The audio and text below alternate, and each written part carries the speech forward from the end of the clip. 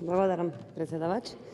Уште од почеток да си кажам, колеги, дека ќе читам, напишано ми е со ракопис, не дека некој ми го донесол извештајов, туку чисто да кажам, да стигнам да ви кажам се што ми тежи на душа.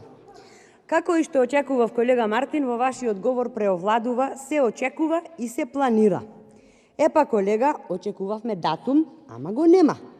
Планиравме пад на владата, ама киднапиравте пратеник, па и тоа го нема. Очекувавме парите да се вратат кај граѓаните, ама парите ги нема. Со вас, колега, ништо не може да се очекува, а може да ни се случи неочекуваното. Кажавте дека буџетот е документ кој ја рефлектира нашата реалност и тука да, се согласувам.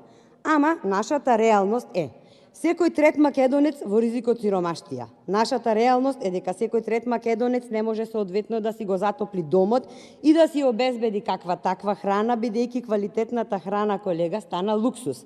Наша реалност е и дека Република Македонија е шеста најсиромашна земја во Европа со најнесреќен народ.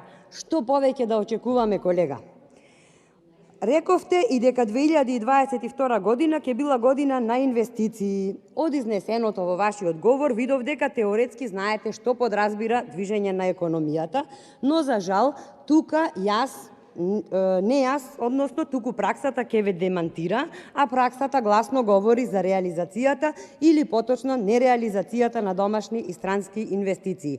Не видовме ништо од ветениот рамномерен регионален развој, ниту пак од искористувањето на средствата од ЕУ фондовите, а видовме разуздани градоначалници кои и во време на најголема криза не најдоа за сходно да ги намалат трошоците за репрезентации. Затоа, колега, веќе ги нема градоначалниците, си ја добија заслужената казна.